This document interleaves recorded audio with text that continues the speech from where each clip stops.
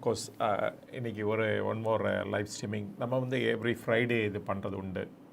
So இதில் வந்து நம்மளுடைய கவேரி பிஸ்னஸ் வியூவர்ஸோட கொஸ்டின் எடுத்து as far as possible answer பண்ண ட்ரை பண்ணுறோம். அப்படி இல்லைன்னா அதை வந்து வீடியோ கூட போட இந்த கம்மிங் வீக்கில் ட்ரை பண்ணுறது உண்டு.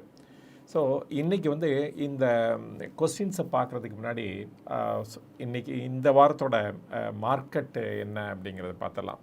சரி, இந்த மார்க்கெட்டில் சம் குட் நியூஸஸ் இருந்தது. ஸோ அதை பேஸ் பண்ணி பார்த்தோம் அப்படின்னா ஒரு ஸ்பர்ட் இருந்தது. அப்புறமேலே அது இன்னும் யூஎஸோட அக்ரிமெண்ட் இன்னும் சைன் ஆகலைனால சம்பாட்டு கரெக்ட் ஆகிட்டுருக்கு அப்படின்னு சொல்லணும். அண்டு இது இப்போ பார்த்தீங்க அப்படின்னா சடனாக ஒரு 26,000 கிட்ட போயிட்டு அப்படியே படிப்படிப்பாக அப்படியே குறைஞ்சிக்கிட்டு அபவுட் 25,500 அது மாதிரி கோட்டாயிட்ருக்கு அப்படின்னு சொல்லணும். நிறைய கம்பெனிஸோட ரிசல்ட்ஸ் பப்ளிஷ் பண்ணாங்க. இன்றைக்கி கூட ஏர்டெல்லோட ரிசல்ட்ஸ் வந்திருக்கு. அதை பற்றி கூட ஒரு வீடியோ போட்டிருக்கேன். டாடா மோட்டர்ஸ் அஸ் யூஷுவல் நம்ம சொன்னது தான், தட் பேசஞ்சர் வெஹிக்கிள் டிவிஷன் வந்து டிசப்பாயிண்டிங்காக தான் இருக்கும். டில் அந்த ஜேஎல்ஆர் இருக்குது பாருங்கள், இந்த ஜாகுவார் லேண்ட் ரோவர் அதோட பர்ஃபார்மன்ஸ் இம்ப்ரூவ் பண்ணுற வரைக்கும் அப்படி தான் இருக்கும் அப்படின்னு சொல்லிடலாம். ஆனால் இந்த கமர்ஷியல் வெஹிக்கிள் பார்த்திங்கன்னா நல்லா பண்ணிகிட்ருக்கு. ஆனால் Indian operation of passenger vehicle நல்லா தான் பண்ணிகிட்ருக்கு. ஞாபகம் வச்சுக்கோங்க. ஏன் அப்படின்னா இந்த ஜனவரி மாதத்தோட டேட்டா பார்த்திங்கன்னா phenomenal increase, highest increase in sales வந்து டாடா மோட்டர்ஸ் தான். 40% growth இந்த மந்த் மட்டுமே January compared to the year before அப்படின்னு சொல்லலாம். ஸோ ட்ரெமெண்டஸாக பர்ஃபார்ம் பண்ணியிருக்காங்க. ஸோ ஏன் அப்படின்னா ஆக்சுவலி தெரியும் உங்களுக்கு எல்லாம், இந்த ஜிஎஸ்டி குறைஞ்சிச்சு, இந்த ஃபெஸ்டிவல் சீசன் அப்படியே ஸ்டில் கண்டினியூ ஆகுது அப்படின்னு சொல்லலாம். அண்ட் இனிமேல் கிக்கின் ஆகும் அதர் திங்ஸ்லாம், லைக் ஃபார் எக்ஸாம்பிள் இந்த இன்கம் டேக்ஸ் பெனிஃபிட்லாம் இருக்குது பாருங்கள், அதெல்லாம் அதோட பெனிஃபிட்ஸ்லாம் ரோல் அவுட் ஆகும். ஸோ இனிமேல் பார்க்கலாம். எஸ்பெஷலி இந்த 4th quarter Indian operation of Tata Motors ரொம்ப நல்லா பண்ணுவாங்க. Not only on the IC engines, there is internal combustion engines, even electric vehicles கூட நல்லா பண்ணோம். அதுவும் எலக்ட்ரிக் வெஹிக்கிள் வந்து அந்த இந்தியாவில் சொல்லுவாங்க தட் இஸ் 5% ரீச் ஆகுது, அதான் இன்ஃப்ளக்ஷன் பாயிண்ட் சொல்லுவாங்க. அதுலேருந்து இனிமேல் சேல்ஸ் வந்து இன்னும் மேலே போகிறதுக்கு தான் சான்ஸ் இருக்குது அப்படின்னு சொல்லலாம். தென் அதனால் எலக்ட்ரிக் டிவிஷனும் நல்லா பண்ணோம். And one more important news பார்த்தீங்க, டாடா மோட்டர்ஸு அவங்களுடைய ஜாகுவார் பிளான்ட் வந்து ராணிப்பேட்டில் தட் இஸ் தமிழ்நாட்டில் வந்து ஸ்டார்ட் பண்ணுறாங்க. இந்த வாரத்தை அடுத்த வாரம்னு நினைக்கிறேன், அடுத்த வாரத்தில் February 9th அன்றைக்கி ஸ்டார்ட் பண்ணுறாங்க. It's a very good news. First assembling இருந்தால் கூட அப்புறம் சூனர் ஆர் லேட்டர் இங்கே மேனுஃபேக்சர் பண்ணுறதுக்கும் சான்சஸ் இருக்குது அப்படின்னு சொல்லிடலாம். அண்டு ஏன்னா ஜேஎல்ஆர் தான் டிசைட் பண்ணுது இவங்களோட பர்ஃபார்மன்ஸ் எப்படி இருக்க போகுது அப்படிங்கிறத, நாட் இந்தியன் ஆப்ரேஷன். ஏன்னா இந்தியன் ஆப்ரேஷன் பார்த்திங்கன்னா ஒரு 16-17% தான் அந்த டோட்டல் ரெவென்யூவில். ஜேஎல்ஆர் தான் பேலன்ஸ் 83%. அதனால் இதை மட்டும் ஏன் வச்சுக்கணும் நம்ம. And coming to the Airtel, அவங்க நல்லா தான் பர்ஃபார்ம் பண்ணியிருக்காங்க. அண்ட் எக்ஸப்ட் அதோ ப்ராஃபிட் டிப்பாக இருக்குது ஃபார் சம் ரீசன்ஸு, அதை பற்றி நான் விரிவாக வந்து வீடியோவில் சொல்லியிருக்கேன். அது கூட விருப்பம் இருந்தவங்க போய் பார்க்கலாம். ஸோ இதை வித் திஸ் நம்ம இந்த கொஸ்டின்குள்ளே போகலாம். பார்த்திங்கன்னா தேவ் சஞ்சய்ங்கிறது கேட்டிருக்காரு, Guruji free trade agreements with the countries is it good அப்படின்னு கேட்டிருக்காரு. பிகாஸ் இந்த long term it may affect a local manufacturers your view அப்படின்ட்டு. சரி, இதில் வந்து நான் இதை பற்றி நிறைய தடவை நான் சொல்லியிருக்கேன். அதாவது கேட்ஃபிஷ் எஃபெக்ட் அப்படின்னு சொல்லுவாங்க.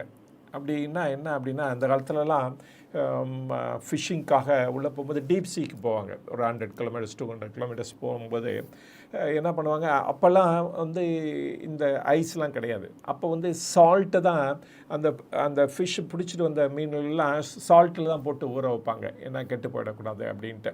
ஆனால் அந்த சால்ட்டட் ஃபிஷ் வந்து டேஸ்டியாக இருக்காது. அப்புறமேல தான் அந்த ரெஃப்ரிஜரேஷன்லாம் வந்துச்சு. தென் அதுக்கு அடுத்தது பார்த்திங்க அப்படின்னா பிக் டேங்கை ப்ரொடியூஸ் வச்சுருந்தாங்க. அதில் தண்ணி இருக்கும், அந்த தண்ணியில் வந்து பிடிச்ச மீனெல்லாம் போட்டுருவாங்க. ஆனால் அவ்வளோ மீன் வந்து பிடிச்சப்ப இத்தினோடு டேங்க் வந்து எப்படி இதாக இருக்கும், சஃபிஷியண்ட்டாக இருக்காது. அது என்ன ஆகும் அப்படின்னு பார்த்தா, அப்படியே மீனெல்லாம் நீந்த முடியாமல் ஒரே இடத்துல அப்படியே நிற்கும். அதனால் அதோட டேஸ்ட் வந்து நல்லா இருக்கிறது இல்லை அப்படின்னு சொல்லுவாங்க. அண்டு இதை எப்படி ஓவர் கம் பண்ணலாம் அப்படின்னு பார்த்துட்டே இருக்கும்போது தான் தே ஃபவுண்டு சர்டன் டைப்ஸ் ஆஃப் ஃபிஷ்ஷஸ்லாம் என்ன மாதிரி இருக்கும் அப்படின்னா, லைக் கேட் ஃபிஷ்ன்னு சொல்லுவாங்க. அந்த கேட் ஃபிஷ் வந்து பார்த்திங்க அப்படின்னா அது வந்து இன்னொரு ஃபிஷ்ஷை வந்து சாப்பிட்றதுக்காக பாடுபட்டுக்கிட்டே இருக்கும், சுற்றி சுற்றி இது பண்ணும். அதனால் வித்த ஃபிஷ்ஷெல்லாம் ஈவன் அந்த ஸ்மால் இடத்துல இருந்தால் கூட துரத்தி துரத்தி பிடிச்சிட்ருக்கனால and they will be very active. Include டேங்க்கில் கூட பெரிய ஆக்டிவாக இருக்கும். அதனால் ஆக்டிவாக இருக்கிறனால அதோட டேஸ்ட் அப்படியே இருக்கும் அப்படின்னு சொல்லுவாங்க. இதை தான் கேட்ஃபிஷ் எஃபெக்ட் அப்படின்னு சொல்லுவாங்க. ஸோ அதனால் இப்போ வந்து நம்ம வந்து ஒரு லெவலுக்கு வந்துட்டோம். நம்மளும் வந்து நியர்லி அபவுட் $4.2 trillion எக்கானமி ஆகிட்டோம். இனிமேல் நம்மளுடைய இண்டஸ்ட்ரிக்கு வந்து டெஃபினட்டாக ஃபாரின் காம்படிஷன் தேவை. அண்ட் வேர்ல்டு ஓவர் எல்லாரும் சொல்லிகிட்டு இருக்காங்க. என்ன சொல்லிகிட்டு இருக்காங்கன்னா, நம்மளுடைய கஸ்டம்ஸ் டியூட்டி வந்து ரொம்ப ஹை, நம்மளுடைய டாரிஃப் ரொம்ப ஹை, இது வந்து ஒரு பெரிய ஹிண்ட்ரன்ஸாக இருக்குது அப்படின்னு சொல்லி நிறைய கண்ட்ரீஸ் சொல்கிறது உண்டு. அண்டு அதனால் இதை வந்து குறைச்சி தான் ஆகணும், நம்ம வந்து ஃபெசிலிட்டேட் பண்ணி ஆகணும். இது வந்து செலக்டிவாக நம்ம சில கண்ட்ரீஸ்க்கு பண்ணுறதுனால அங்கேருந்து காம்படிஷன் நம்ம வரவேற்கிறோம் அப்படின்னு சொல்லணும். அது வந்து நல்லது தான். டெஃபினட்டாக நம்மளுடைய இண்டஸ்ட்ரியும் இவங்களோட சேர்ந்து போட்டி போடும்போது நல்ல ப்ராடக்ட்டும் க்ரியேட் பண்ண முடியும். அண்டு அந்த தான் இன்டென்ஷன், இந்த ஃப்ரீ ட்ரேட் அக்ரிமெண்ட்டோட இன்டென்ஷனே அதே தான். அண்ட் அதை தான் ப்ரொமோட் பண்ணுறாங்க. அதனால் நம்ம இதை நெகட்டிவாக பார்க்க வேண்டியதில்லை. பட் எங்கே சேலஞ்ச் இருக்குது அப்படின்னா, வெதர் நம்ம இண்டஸ்ட்ரி வந்து அந்த லெவலுக்கு வந்து காம்படிட்டிவ் ஆவாங்களா அப்படின்னு தான். ஏன் அப்படின்னா, நம்ம கண்ட்ரியில் வந்து அந்த ரிஸ்க் கேபிட்டல் கிடையவே கிடையாது. And our cost of capital also very high. அவர் வந்து 12-13% தான் நம்மளோட காஸ்ட் ஆஃப் கேபிட்டல் எடுத்துக்கிட்டோம்னா, எப்படி இந்த காஸ்ட் ஆஃப் கேபிட்டலும் with no risk capital available, எப்படி நம்ம இண்டஸ்ட்ரியெலாம் ரிசர்ச்லேயும் டெவலப்மெண்ட்டு அந்த மாதிரி இதெல்லாம் என்ட்ரு பண்ணி நியூ ப்ராடக்ட்ஸை க்ரியேட் பண்ண போகிறாங்க. அதுதான் ஒரு பெரிய கொஸ்டின்ஸ். அதனால தான் நம்ம வந்து இந்த மாதிரி ஃப்ரீ ட்ரேட் அக்ரிமெண்ட் வந்து நமக்கு ஒரு பெரிய செட்பேக்காக இருக்கும் அப்படின்னு நம்ம தோணுது. பட் ஆனால் நம்ம இன்டெஃபினட்டாக நம்ம இண்டஸ்ட்ரியை வந்து க்ளோஸ் பண்ணி வச்சுட்டு இருக்க முடியாது. அது வந்து ஓப்பன் டு காம்படிஷன் அலோவ் பண்ணி தான் ஆகணும். அண்டு இப்போ பார்க்குறோம் சில லைக் மகேந்திரா மாதிரி அந்த மாதிரி கம்பெனிஸ்லாம் பார்த்திங்க, அவங்களோட டிசைன்லாம் ரொம்ப பியூட்டிஃபுல்லாக இருக்குது. அண்டு அந்த நியூ ஏஜ் கம்பெனிஸாக ஆகிட்டுருக்காங்க அப்படின்னு சொல்லணும். அண்டு அதனால் they are ready to face அப்படின்னு கூட சொல்கிறாங்க இந்த ஃபாரின் காம்படிஷனில். அண்டு இது வந்து ஒரு குட் நியூஸ் தானே. அதனால் ஃப்ரீ ட்ரேட் அக்ரிமெண்ட் ஏர்லியர் டைமில் பார்த்தோம்னா like south eastern Asian countries அது வந்து நமக்கு பெனிஃபிட்டில் அமையலை. ஈவன் இன்க்ளூடிங் ஜப்பானோட ஃப்ரீ ட்ரேட் அக்ரிமெண்ட் கூட நமக்கு யூஸ்ஃபுல்லாக இல்லை. பட் வந்து இந்த இது லைக் யூரோப்பியன் யூனியன் வந்து ஃப்ரீ ட்ரேட் அக்ரிமெண்ட் வந்து சில ஏரியாவில் இல்லை, like agriculture and other primary செக்டர்ஸ்லாம் கிடையாது. அண்ட் டைரி ஃபார்மிங் அந்த மாதிரிலாம் ஏரியாவில் இல்லை. மித்த ஏரியாவில் தான் காம்படிஷன் வரப்போகுது. அண்டு அந்த டெக்னாலஜிலாம் இந்தியாவுக்கு வந்துச்சு அப்படின்னா இந்தியா வில் பி ஃபார் பெட்டராக க்ரோத் இருக்கும் அப்படின்னு சொல்லலாம். நம்மளும் வந்து நிறைய இந்த மாதிரி ஹைடெக் மிஷினரி இல்லாட்ட எக்யூப்மெண்ட்டை நம்ம மேனுஃபேக்சர் பண்ணதுக்கு ஆரம்பிக்கிறோம் அப்படின்னு நினைக்கிறேன். இப்போ ஃபார் எக்ஸாம்பிள் ஏன் வந்து டெஸ்லாவை வந்து சைனா அலோவ் பண்ணாங்க அவங்க கண்ட்ரியில் வந்து பிஸ்னஸ் பண்ணுறதுக்கு அப்படின்னு பார்த்தோம் அப்படின்னா, அவங்க டெஸ்லாவில் வந்து 2015 வந்து ஒரு நல்ல டெக்னாலஜி வச்சுருந்தார் எலக்ட்ரிக் வெஹிக்கிளில். ஸோ அது அவங்க கண்ட்ரியில் அலோவ் பண்ணோன்னே அந்த டெக்னாலஜியை வந்து சைனீஸ் அப்சார்ப் பண்ணி அந்த டெஸ்லாவோட பெட்டர் கம்பெனி ஆச்சு பிஒய்டி. ஸோ ஏன் அப்படின்னா கவர்மெண்ட்டோட சப்போர்ட்டும் அதுக்கு வந்து ஒரு காரணம் அப்படின்னு சொல்லலாம். அதே மாதிரி தான் இந்தியாலேயும். அண்டு இந்த மாதிரி நம்ம வந்து ஃபாரின் டெக்னாலஜியை நம்ம இன்வைட் பண்ணுறப்ப நமக்கு வந்து நம்மளுடைய இந்தியன் கம்பெனிஸும் அதுக்கு சப்போர்ட்டு சஃபிஷியண்ட்டாக கிடச்சிச்சின்னா கவர்மெண்ட் ஆஃப் இந்தியாவிலேருந்து தென் வந்து இவங்களும் ஒரு வேர்ல்டு லீடராக ஆகிறதுக்கு ஒரு சான்ஸ் இருக்குது அப்படின்னு சொல்லலாம் நம்ம. பட் பார்ப்போம் எப்படி இந்த ஃப்ரீ ட்ரேட் அக்ரிமெண்ட் ரொம்ப யூஸ்ஃபுல்லாக இருக்கான்னு பார்ப்போம். இப்போ யுனைடெட் அரப் எமிரேட்ஸோட நம்ம ஃப்ரீ ட்ரேட் அக்ரிமெண்ட் சைன் பண்ணியிருக்கோம். அண்டு அது வந்து ரொம்ப யூஸ்ஃபுல்லாக இருக்குது. இப்போ பாருங்கள், அங்கே வந்து ஒரு இதே ஓப்பன் பண்ணுறாங்க. தெர் இஸ் ஒரு அவுட்லெட் எக்ஸ்க்ளூசிவாக வந்து இந்தியன் எக்ஸ்போர்ட்டர்ஸ்லாம் அங்கே வந்து எக்ஸ்போர்ட் பண்ணலாம். அங்கேருந்து எக்ஸ்போர்ட்டு வித் வேர்ல்டு ஓவர் பண்ணுறதுக்காக பாரத் மார்ட் அப்படின்னு அங்கே ஓப்பன் பண்ணியிருக்காங்க. ஸோ இந்த மாதிரி ஃப்ரீ ட்ரேட் அக்ரிமெண்ட்டும் ஃபெசிலிட்டேட் பண்ணோம். நம்ம ஃப்ரீ ட்ரேட் அக்ரிமெண்ட் வந்தோடனே எக்ஸ்போர்ட் இன்க்ரீஸ் ஆகுது, பட் ஆனால் இம்போர்ட் அதுக்கு மேலே இன்க்ரீஸ் ஆகுது. அதுதான் ப்ராப்ளம். ஸ்ட்ரக்சர்லி பார்த்திங்கன்னா ஸ்டில் வந்து நம்ம கண்ட்ரியில் நிறைய ப்ராப்ளம் இருக்குது. Like for example the power cost ஒன்று சொல்லலாம், அண்டு காஸ்ட் ஆஃப் கேபிட்டல் இதெல்லாம் ரொம்ப ஹையாக இருக்குது. பட் காஸ்ட் ஆஃப் கேபிட்டல் எப்போ குறையும்னா வெறும் ரெப்போ ரேட்டை குறையிறாப்புல உடனே குறைஞ்சிட போகிறதில்ல. எப்போ ரியலாகவே குறையும் அப்படின்னா நம்ம எக்ஸ்போர்ட் வந்து மோர் தென் த இம்போர்ட்டாக இருக்கும்போது தான் நம்ம வந்து ஃபாரினை டிபெண்ட் பண்ணாமல் இருக்கிற சமயத்தில் தான் தட் இஸ் இன்வெஸ்ட்மெண்ட்டுக்காக. அண்டு தென் ஒன்லி நம்ம கண்ட்ரி நம்ம காஸ்ட் ஆஃப் கேபிட்டல் குறையும்.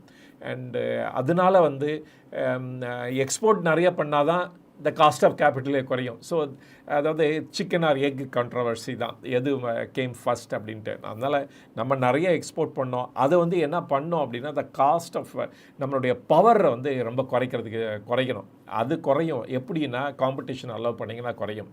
அதை வந்து தென் அது வந்து எல்லா இண்டஸ்ட்ரிக்கும் போய் சேரும் அந்த லோ காஸ்ட். ஜஸ்ட் லைக் எப்படி வந்து நம்ம டிஜிட்டல் எக்கானமியில் வந்து இன்றைக்கி வந்து ஒரு லீடராக இருக்கோம் அப்படின்னா அந்த டிஜிட்டல் எக்கானமியிலேருந்து நம்மளுடைய யூபிஐ வந்து வேர்ல்டு ஓவர் அப்ரிஷியேட் பண்ணுறாங்க. ஸோ அதே மாதிரி நம்ம வந்து நம்மளுடைய ப்ராடக்ட்டும் அப்ரிஷியேட் பண்ணோம் அப்படின்னா அந்த காஸ்ட் ஆஃப் பவரும் குறையணும்.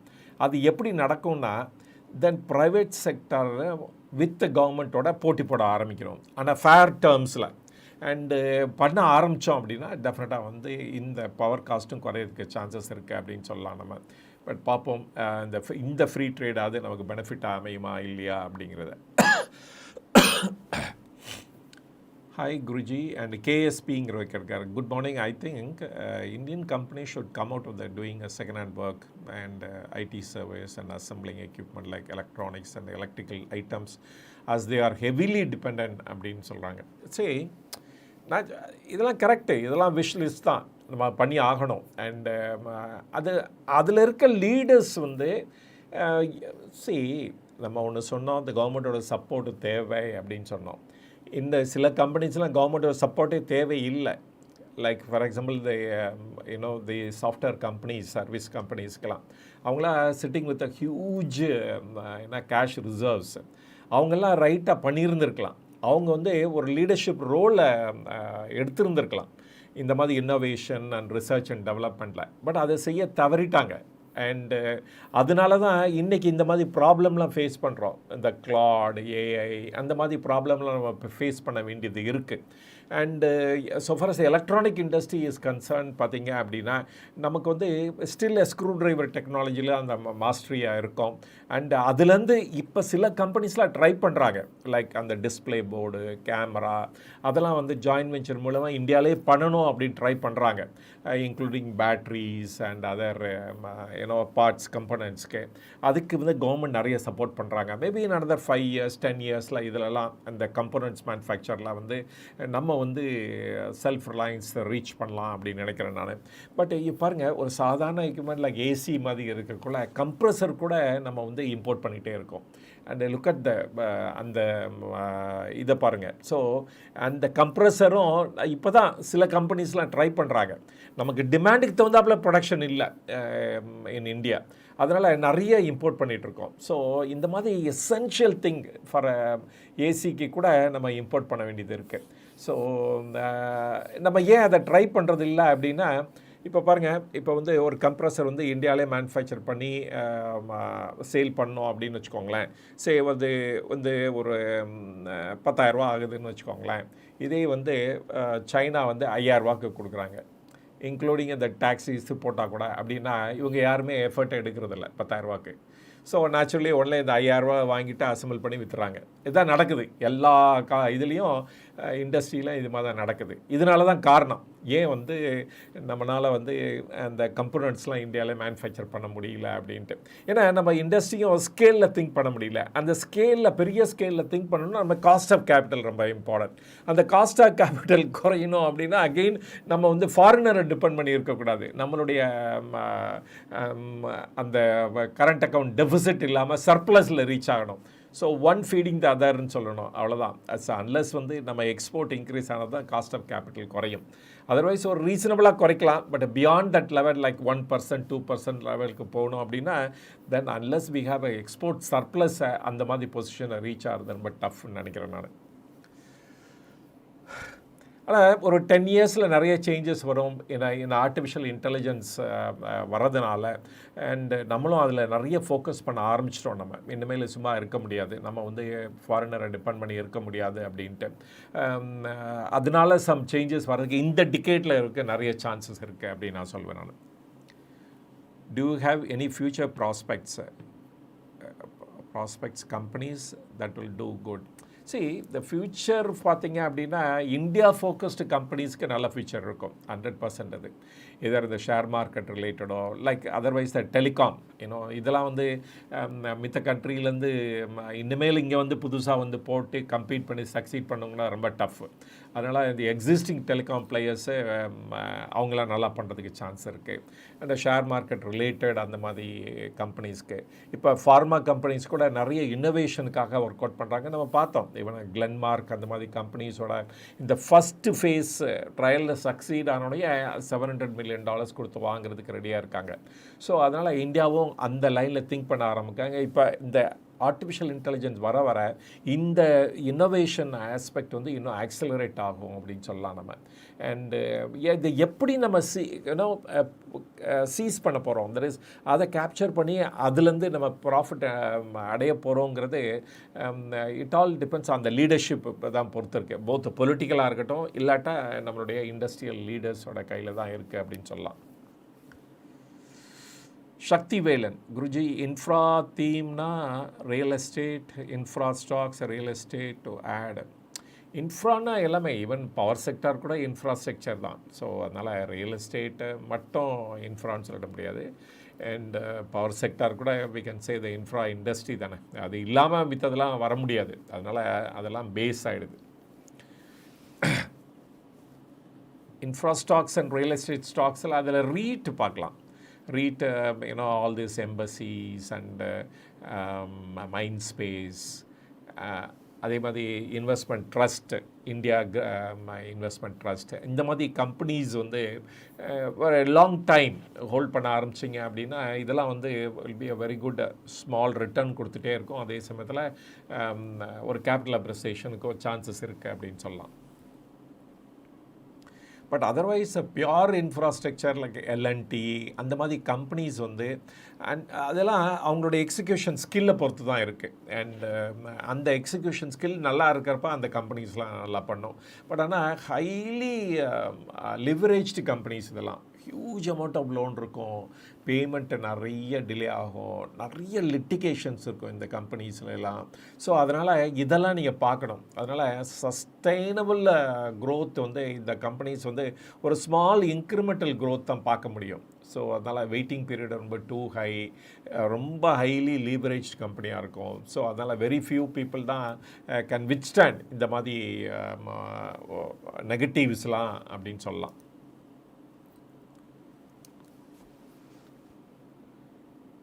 Can we buy Vidya powers, Vidya wires at current market price அப்படின்ட்டு வாங்கிறது விற்கிறது அப்படிங்கிறதெல்லாம் நம்ம ஐம் நாட் இன்ட்ரெஸ்டட். அந்த மாதிரி சஜஷனோ கொடுக்குறதுக்கு நாட் இன்ட்ரெஸ்டடு.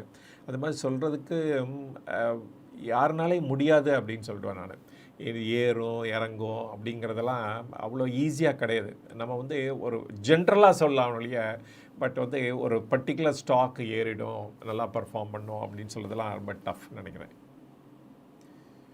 வேணா இதை வந்து அனலைஸ் பண்ணி சொல்லலாம். வேணா வை சடன் ஸ்பர்ட் இன் ஐடிசி டுடே, சிகரெட் ப்ரைஸ் ஏற்றிருக்காங்க, அதனால தான், வேறு ஒன்றும் கிடையாது.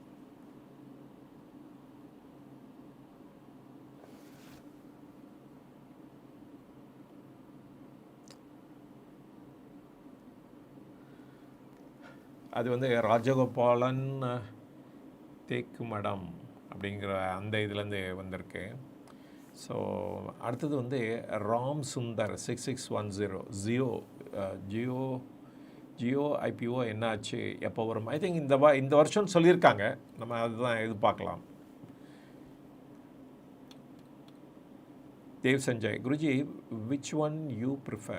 Good prospects of the company or efficiency of that company leader while choosing a particular share? இந்த கண்ணா ரைட்டா லெஃப்டா அப்படின்னு கேட்குற மாதிரி இருக்குது. ரெண்டு கண்ணும் தேவை. சேம் ரெண்டும் சேர்ந்து இருக்கும்போது தானே பண்ண முடியும். சரி, ஒரு குட் லீடர் வந்து ஈவன் பேட் டைமில் கூட சர்வே வந்துடுவார். ஆனால் ஒரு குட் டைமில் வந்து எல்லோரும் நல்லா பண்ணலாம், with leader without leader. So அதனால் வந்து ரெண்டும் சேர்ந்து போகும்போது தான் அந்த கம்பெனி வந்து நல்லா பர்ஃபார்ம் பண்ணும். அதனால் ரைட்டு பிஸ்னஸ் இல்லை இருக்கிறது ரொம்ப இம்பார்ட்டன்ட். அண்டு அதே சமயத்தில் குட் ப்ரொமோட்டர் வந்து லீடர் மாதிரி தானே. அந்த இப்போ ஒரு ஆர்மி நல்லா பண்ணுமா இல்லையா அப்படின்னு பார்த்தோம் அப்படின்னா, எப்போ நல்லா பண்ணணும், ஒரு நல்ல கமாண்டர் இருக்கும்போது தான் நல்லா பண்ண முடியும். கமாண்டர் இல்லாமல் பண்ணவே முடியாது. அதனால் ஃபஸ்ட் அண்ட் ஃபோர்மோஸ்ட் வந்து அதுக்கு கமாண்டர் தான் ரொம்ப important.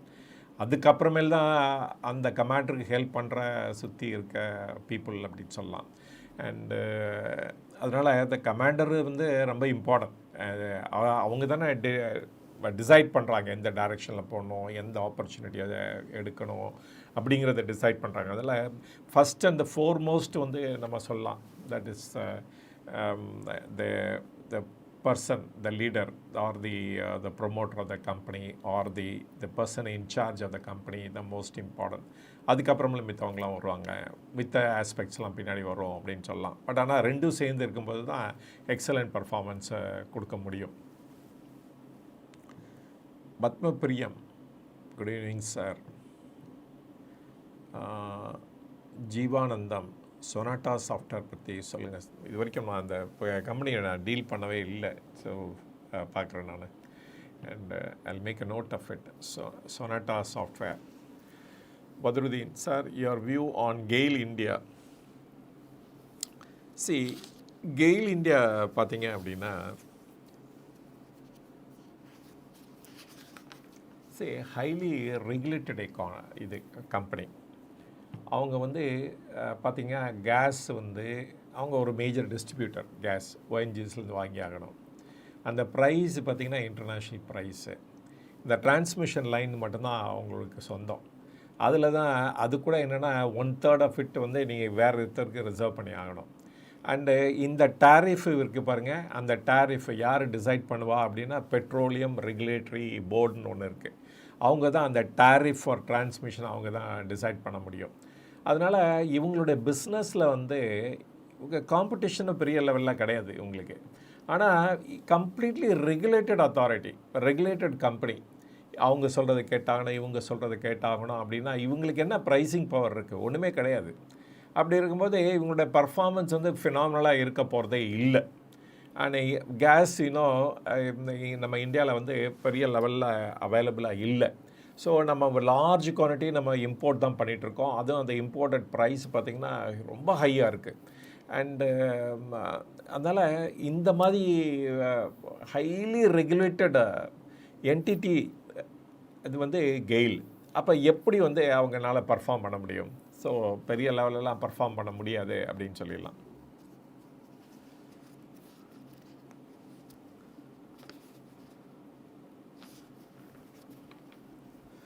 I'll make a note on the Sonata software.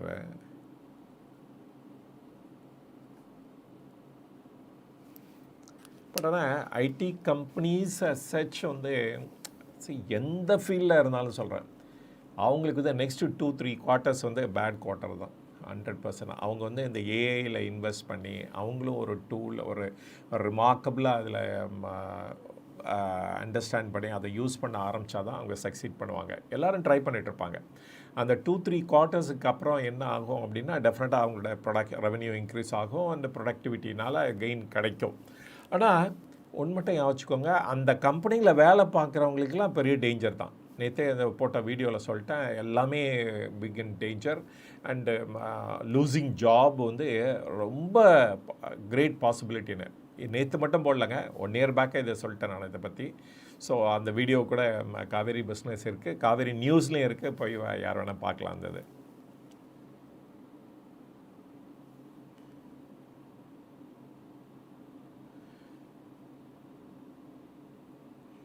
அப்புறமேலே Padma Priyam சொல்லியாச்சு. Badruddin sir, your view on GAIL India சொல்லிட்டாச்சு.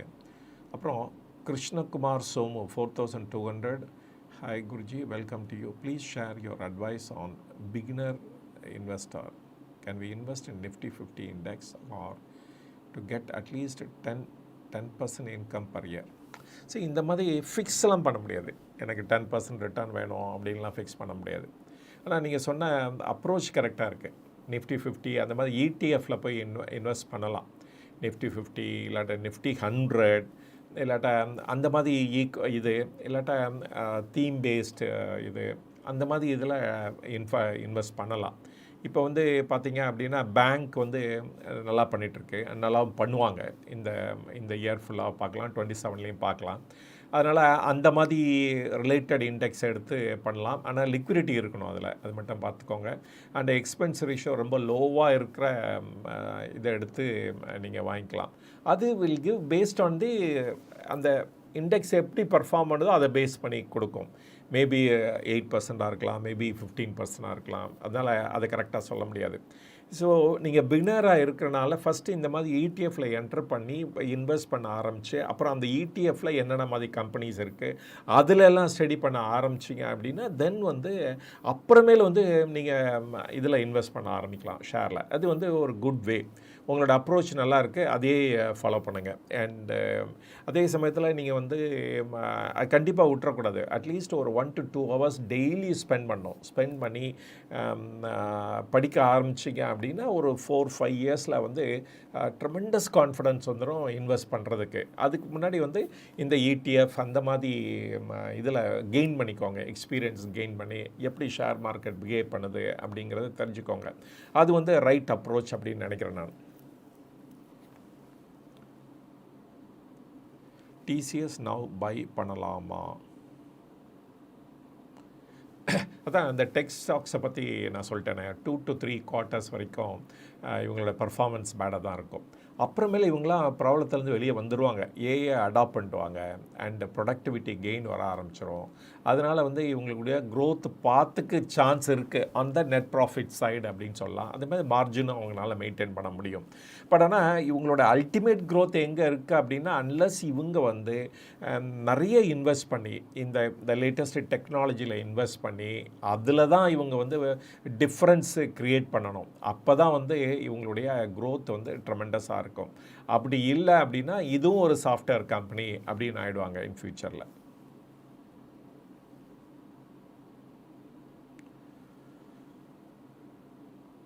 அது வந்து விக்னேஷ்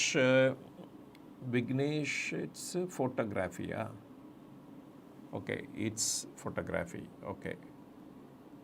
அப்புறம் Sakthivelan, Guruji BPCL, IOCL, PFC, ONGC, NTPC stocks cheap வேல்யூவேஷன்லாம் வாங்கிட்டு லைஃப் டைம் டிவிடெண்ட்காக ஹோல்ட் பண்ணலாமா? Small stock appreciate and recovering capital amounts as dividend in course of long term. Okay, இதெல்லாம் வந்து பி ரேஷியோ ரொம்ப குறைச்சி இருக்கிற ஸ்டாக்ஸை நீங்கள் சொன்னால் அத்தனையுமே. அண்டு டிவிடெண்டுக்காக நீங்கள் வாங்கணும் அப்படின்னா பேங்க்லேயே போட்டுட்டு போயிடலாம் நீங்கள் உங்களுடைய இதுக்கு. ஷேர் மார்க்கெட்டுக்கு எதுக்கு வர்றீங்க அப்படின்னா ஃபஸ்ட்டு அந்த மோஸ்ட் இம்பார்ட்டன்ட் இது எழுதிக்கோங்க. ஃபஸ்ட்டு வந்து இன்ஃப்ளேஷனை பீட் பண்ணி ஆகணும். இன்ஃப்ளேஷன் வந்து கவர்மெண்ட் எது வேணால் டேட்டா கொடுக்கலாம், நம்ம அசியூம் பண்ணிக்கலாம் 5 to 6% இருக்குது அப்படின்னு, மினிமம் இருக்குது அப்படின்னா. அப்போ 6% அதை பீட் பண்ணுற அளவுக்கு எந்த ரிட்டர்ன் கொடுக்கும் அப்படின்னா நீங்கள் இந்த மாதிரி ஷேர் மார்க்கெட்டில் இன்வெஸ்ட் பண்ணால் தான் கிடைக்கும் உங்களுக்கு, இல்லாட்டா கிடைக்க போகிறதில்ல. அதனால வந்து அந்த இன்வெஸ்ட்மெண்ட்டை நீங்கள் எடுத்து தான் ஆகணும். அதனால் அதுக்கு தகுந்தாப்பில் படித்தாகணும். இந்த மாதிரி டிவிடெண்ட் பேமெண்ட் பண்ணுறதுனா எவ்வளோ பர்சன்டேஜ் கொடுத்துட போகிறாங்க? 2%, 3% கொடுப்பாங்க. மேபி ஒரு பிஎஃப்சியில் ரொம்ப லோவாக இருக்கும்போது மேபி 6-7% வரைக்கும் இது கிடச்சிது. ஈவன் என்டிபிசியும் அதே மாதிரி தான் கிடச்சிச்சு. பட் வந்து அது எப்பொழுதுமே கண்டினியூ ஆகுமான்னு பார்த்தா கண்டினியூ ஆகாது. பட் சடனாக ஸ்பர்ட் ஆகும். அந்த செக்டார் நல்லா பண்ணுறப்ப அது ஸ்பர்ட் ஆகும். அதனால் கேபிட்டல் அப்ரிசியேஷன் கிடைக்கலாம். பட் ஆனால் நம்ம கிளியராக சொல்லிட முடியாது எப்படி இது வந்து க்ரோ ஆக போகுது, என்னைக்கு க்ரோ ஆக போகுது அப்படின்ட்டு. ஸோ ஒரு கம்பெனியை நீங்கள் வாங்கும்போது டிவிடெண்டுக்காக எந்த கம்பெனியும் வாங்கக்கூடாது. அதோட நல்ல பர்ஃபார்மன்ஸ் இருக்குது, கேபிட்டல் அப்ரிசியேஷன் ஆகும்னு சொல்லி தான் வாங்கணும். இதுதான் என்னுடைய வியூ. அண்டு நான் டிவிடெண்டுக்காக வாங்குகிற அப்புறம் டிவிடெண்ட் இஸ் ஆல்சோ டேக்ஸபிள். உங்கள் இதில் வந்து அது டேக்ஸபிள் ஆகிடுது. முன்னாடி டிவிடெண்டுக்கெலாம் டேக்ஸ் இல்லாமல் இருந்தது. அந்த இவங்களே கம்பெனியை பேமெண்ட் பண்ணிகிட்டு இருந்தாங்க ஆன் பிகாஃப் ஆஃப் த ஷேர் ஹோல்டர். அதனால் அந்த டைமில் வந்து அது ஒரு அடிஷ்னல் இன்கம் கிடச்சிட்டு இருந்தது. இப்போ அதெல்லாம் எடுத்துட்டாங்க. அதனால் டிவிடெண்ட் பேஸ்டு இன்வெஸ்ட்மெண்ட் வந்து not the right approach for share market. எப்பொழுதுமே கேபிட்டல் அப்ரிசியேஷனுக்காக தான் நம்ம ஷேரே வாங்கணும். ஸோ அதுதான் நல்லது, அதுதான் த ரைட் வே. ஏன் அப்படின்னா, இந்த மாதிரி கம்பெனிலாம் இன்வெஸ்ட் பண்ணுறேன், நான் மறந்து போயிடுவேன் அப்படின்னு விட்டோம் அப்படின்னா, அது வந்து ஒரு லேசி அப்ரோச். அதான் இவங்க கூட கேட்டாங்களே, இப்போ டிசிஎஸ்லாம் என்ன பண்ணுறாங்க, இன்ஃபோசிஸ்லாம் என்ன பண்ணுறாங்க, இல்லை மோஸ்ட் ஆஃப் த எலக்ட்ரானிக் கம்பெனிஸ்லாம் என்ன பண்ணுறாங்க. ஏன்னா பார்த்திங்கன்னா, ஈஸியஸ்ட் ஒர்க் என்னவோ அது மட்டும் பண்ணிவிட்டு அண்டு கஷ்டமான ஒர்க்கெல்லாம் ஃபாரினர்ஸ்ட்டை கொடுத்துருவாங்க. அவங்க இன்னோவேட் பண்ணி ஒரு டெக்னாலஜி ட்ரான்ஸ்ஃபர் பண்ணுவாங்க, அதை யூஸ் பண்ணி நம்ம பிஸ்னஸ் பண்ணுவோம். தெர் இஸ் பேக் ஆஃபீஸ் மாதிரி. அதே மாதிரி தான் இந்த அப்ரோச்சும். டிவிடெண்டுக்காக நம்ம ஷேர் மார்க்கெட்டில் இன்வெஸ்ட் பண்ணுறோம் அப்படின்னா, இது ஒரு பேக் ஆஃபீஸ் இன்வெஸ்ட்மெண்ட் மாதிரி தான். நாட் ஆனதை ஒரு எஃபர்ட் எடுத்து அதில் தப்பு பண்ணி அதுலேருந்து கற்றுக்கிறதுக்கு தான் பெஸ்ட் வே. அட்லீஸ்ட் ஒரு 5 years 10 yearsல ஒரு மெச்சூரிட்டி கிடைக்கும் உங்களுக்கு. அந்த ஃபெயில் ஆகி தென் அதுலேருந்து ஹார்ட் லெசன்ஸ் கற்றுக்கிட்டு நீங்கள் எப்படி இன்வெஸ்ட் பண்ணணும்னு கொஞ்சம் தெரிஞ்சுப்பீங்க. ஆரம்பிக்கும் போது இருந்த நாலேஜோடு அது பெட்டராக இருக்கும்போது அந்த பெட்டர் இன்வெஸ்ட்மெண்ட் நாலேஜ் வரப்போது நீங்கள் ஈவன் பெட்டராக பண்ணுறதுக்கு உண்டு. அந்த அப்ரோச் தான் பெஸ்ட் வே. அதனால் டிவிடெண்ட் பே பண்ணுது, இந்த கம்பெனிலாம் நல்லா எனக்கு இது கிடைக்கும், என்றைக்கோ ஒரு நாள் நல்லா வரும் அப்படின்னு போய் இன்வெஸ்ட் பண்ணுறது not a right approach. But நீங்கள் சொன்ன கம்பெனிலாம் பேட் கம்பெனி நான் சொல்ல வரல. அவங்கெல்லாம் வந்து அந்த ஆயில் செக்டாரில் இருக்காங்க, என்டிமிஎஸ்சி மாதிரி கம்பெனிஸ்லாம், அவங்களுக்குலாம் காம்படிஷனே கிடையாது. அண்டு அதனால் வந்து அவங்களாம் நல்லா தான் பண்ணிகிட்ருப்பாங்க, ஸ்லோ அண்ட் ஸ்டடி க்ரோத் இருந்துட்டு தான் இருக்கும். பட்டு நம்ம வந்து இந்த டிவிடெண்ட் ப்ளஸ் அவங்களோட கேபிட்டல் அப்ரிசியேஷன் வந்து இந்த 6% பீட் பண்ணுமா இன் அ இயர் அப்படின்னு பார்த்தா என்னை பொறுத்த வரைக்கும் இருக்காது அப்படின்னு நான் நினைக்கிறேன் நான். ஸோ அதனால் வந்து choose a good company and அது மூலமாக நீங்கள் வந்து அந்த ஒர்க் பண்ணி கண்டுபிடிச்சி அதில் இன்வெஸ்ட் பண்ணிங்கன்னா டெஃபினட்டாக உங்களுக்கு வந்து அதுதான் அந்த பெட்டர் வே அப்படி இருக்கும். இல்லாட்டா இந்த டிசிஎஸ் இன்ஃபோசிஸ் மாதிரி நீங்களும் வந்து இந்த பேக் அண்ட் ஆஃபீஸ் ஒர்க் பண்ணுற மாதிரி ரிஸ்க் ஃப்ரீ இன்வெஸ்ட்மெண்ட், ஓகே, இந்த மாதிரி டிவிடெண்ட் பேயிங் கம்பெனி அனலைஸ் பண்ணி எதெல்லாம் ஜாஸ்தி டிவிடெண்ட் கொடுக்கும் அதில் இன்வெஸ்ட் பண்ணிகிட்டு இருக்கிறது தான் இந்த மாதிரி கம்பெனிஸ்லாம். ஸோ அதை பேஸ் பண்ணி எப்பொழுதுமே அப்ரோச் பண்ணாதீங்க. டிவிடெண்ட் வந்துச்சுன்னா அது அடிஷ்னல் இன்கம், அவ்வளோதான்.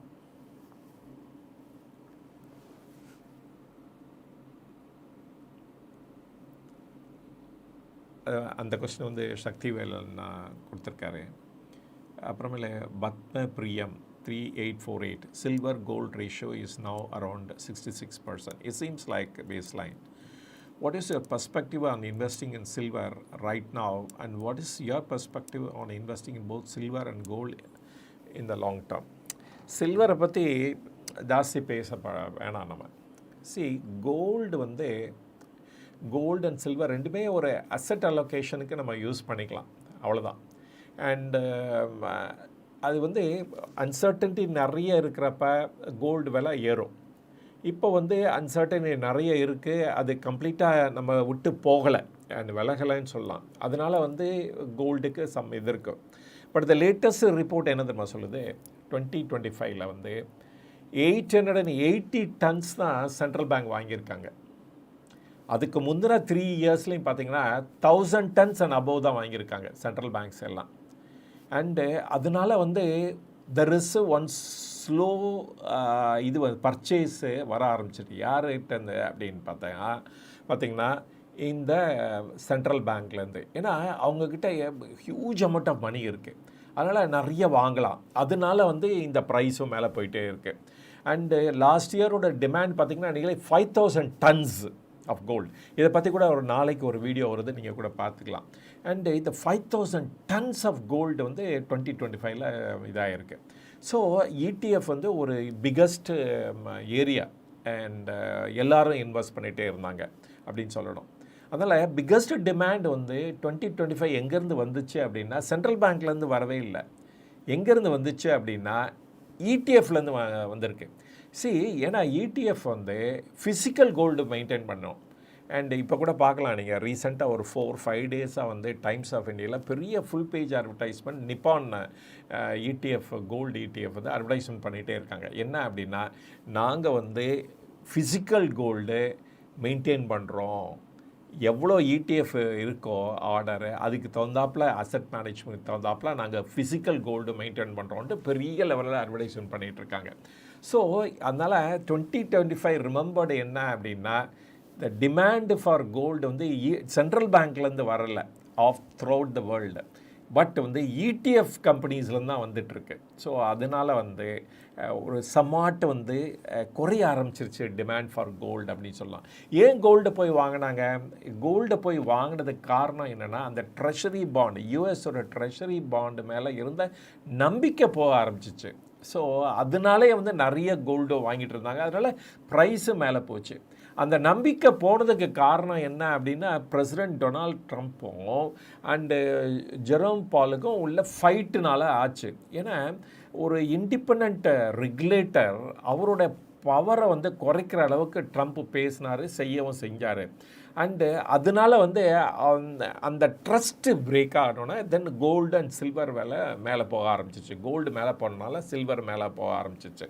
ஆனால் சில்வருக்கு வந்து ஒரு இண்டஸ்ட்ரியல் அப்ளிகேஷன் இருக்கிறனால நம்ம வந்து அது பெரிய லெவலில் எதிர்பார்க்க முடியாது, அப்படியே இன்டெஃபினட்டாக போயிட்டே இருக்கும்னு எதிர்பார்க்க முடியாது. கோல்டுங்கிறதே அதை ஸ்டோர் வேல்யூ நம்ம வந்து அமெரிக்கன் டாலருக்கு அதை நிகராக நம்ம ஒப்பிடுறோம் நம்ம. அதனால் கோல்டு ப்ரைஸ் போயிட்டே இருக்கும். பட் ஆனால் ஒரு இந்த கோல்டு சில்வர் ரேஷியோங்கிறதெல்லாம் இந்த அனலிஸ்ட்டு கொண்டாந்த இது மேக்ஸு நாங்கள் கூட அதை பற்றி போட்டிருக்கோம், வீடியோ கூட இருக்குது. அதில் வந்து எப்படி அதை அனலைஸ் பண்ணணும் அப்படின்னு கூட போட்டிருக்கோம் நம்ம. அதெல்லாம் ஒரு ஒரு ஒரு பேசிஸ் அவ்வளோதான் ஒழிய அதுதான் எக்ஸாக்ட் சயின்ஸுன்னு சொல்லிட முடியாது, அவ்வளோதான். ஸோ இந்த இது வந்து குறைஞ்சிருச்சு உடனே எல்லாம் போய் வாங்குங்க அப்படின்னு நினச்சிலாம் போய் சில்வர்லாம் வாங்காதீங்க. ஏன்னா அதோட அப்ளிகேஷன் வந்து இன்க்ரீஸ் ஆகிடுச்சு. அதில் வந்து அந்த சப்ளையில் சம் ப்ராப்ளம் இருக்குது. எங்கே அப்படின்னா சில்லி, பெரு அந்த மாதிரி கண்ட்ரிஸ்லாம் பிக் சப்ளையர் கோல்டு இந்த சில்வரில்.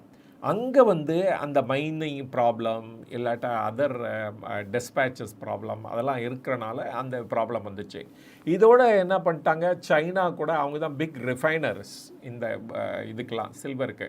அங்கேயும் அவங்க வந்து இனிமேல் எக்ஸ்போர்ட் பண்ணக்கூடாது அப்படின்னு சொல்லி சில்வருக்கும் இது கொடுத்துட்டாங்க, பேன் கொடுத்துட்டாங்க. இந்த காம்பினேஷன் ஆஃப் தி ரீசன்னால தான் இந்த சில்வரும் இந்த கோல்டோட சேர்ந்து மேலே போயிட்டே இருந்தது. அப்புறம் இந்த இவங்க கூட என்ன பண்ணாங்க, ஆர்பிஐ கூட என்ன சொன்னாங்க, சில்வருக்கு அகெயின்ஸ்டாக கூட நீங்கள் லோன் கொடுக்கலான்னு வேறு சொல்லிட்டாங்க இந்தியாவில். ஸோ இதெல்லாம் ஃபியூலிங் அந்த ப்ரைஸ் மேலே போகிறதுக்கு இதெல்லாம் ஒரு காரணம் அப்படின்னு சொல்லலாம். இந்த காரணம்லாம் கம்ப்ளீட்டாக விலகிடுச்சான்னு பார்த்தா சில்வரை பொறுத்த வரைக்கும் எனக்கு அவ்வளோ பெரிய நம்பிக்கை கிடையாது, அவ்வளோதான்.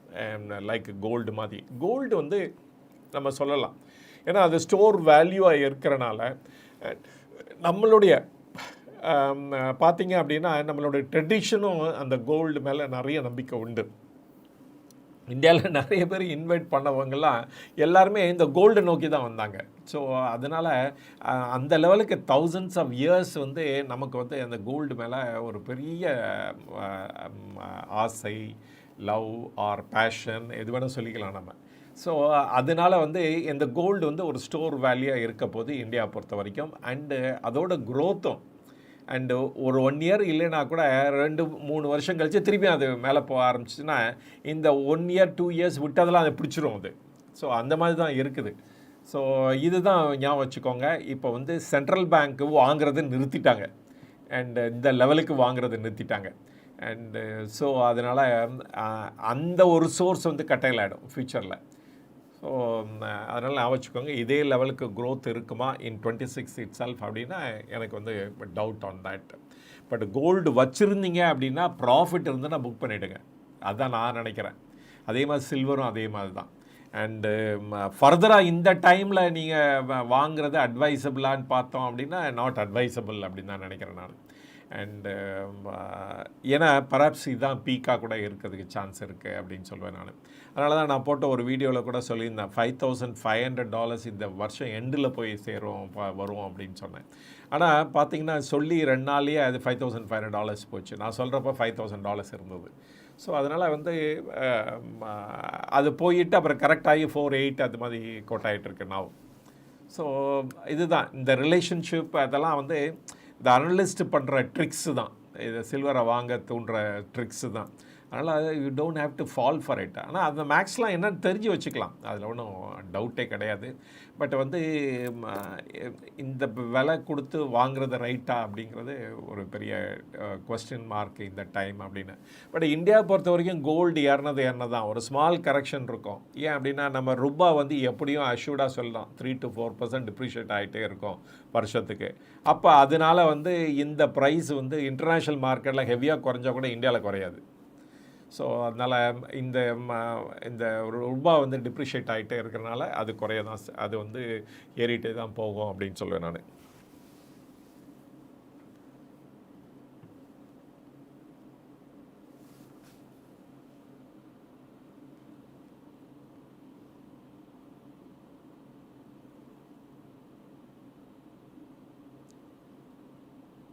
Guruji, are you investing in any outside Indian company? If yes, which means that you are investing, or you investing?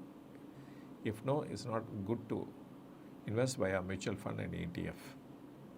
See, Indian company தவிர வேறு எங்கேயும் நான் இன்வெஸ்ட் பண்ணுறதே இல்லை.